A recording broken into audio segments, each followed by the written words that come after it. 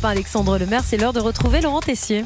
Votre édito, Laurent, bonjour. Bonjour à tous. Rédacteur en chef de l'émission Pascal Pro et vous, de 16h à 18h sur Europe 1. Emmanuel Macron entre en résistance, c'est le mot qu'il utilise, contre les réseaux sociaux. Emmanuel Macron a pris la parole hier à la conférence internationale pour l'intégrité de l'information et les médias indépendants. Au menu, l'impact des réseaux sociaux. Le chef de l'État a donc lancé un travail de résistance. Dans sa ligne de mire, le réseau social X, Twitter et son propriétaire Elon Musk. Je vous défie, ouvrez aujourd'hui X en France avec un contenu libre. Si vous ne tombez pas immédiatement sur des contenus d'extrême droite, c'est que vous êtes mal organisé. Le possesseur de celle-ci s'est engagé dans le combat démocratique et l'international réactionnaire. Donc, ce ne sont plus des lieux où on peut s'informer. Quand vous n'êtes pas d'accord avec Emmanuel Macron, c'est bien connu, vous êtes d'extrême droite. Ne regardez pas les réseaux sociaux pour savoir ce qu'il se passe dans le monde. C'est un processus de dégénérescence démocratique. On a fait n'importe quoi. Parce qu'on a totalement tort d'aller s'informer là-dessus. Mais attendez, qui participe activement à la vie des réseaux sociaux ? Le 20 février dernier, c'est bien le président qui ne prenait pas la parole à la télévision, à la radio, dans la presse, mais en direct sur YouTube, X, Instagram, pendant 1h10. Emmanuel Macron avait répondu à des comptes en tout genre, fait des déclarations sur la Russie qui allait créer de l'angoisse sans journaliste pour rebondir.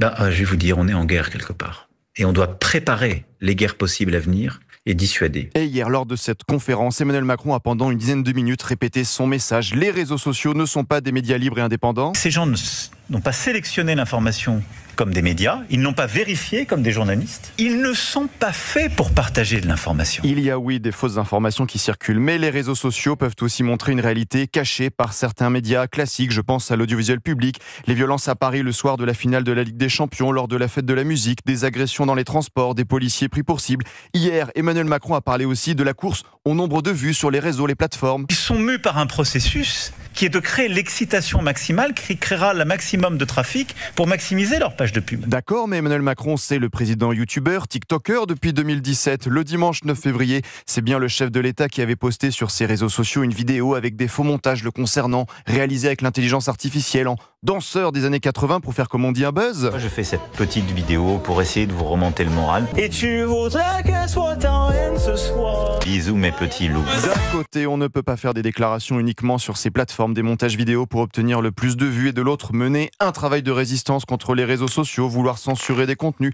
interdire ces réseaux quand l'impopularité monte. On doit reprendre le contrôle de notre vie démocratique et informationnelle en régulant. Reprendre le contrôle de notre vie démocratique, c'est ce que certains demandent, je crois, avec une dissolution de l'Assemblée ou une démission du président. Laurent Tessier, on vous retrouve tout à l'heure. Pascal Pro et vous, de 16h à 18h À tout à l'heure. Europe 1. À tout à l'heure, Laurent. Et pour dialogue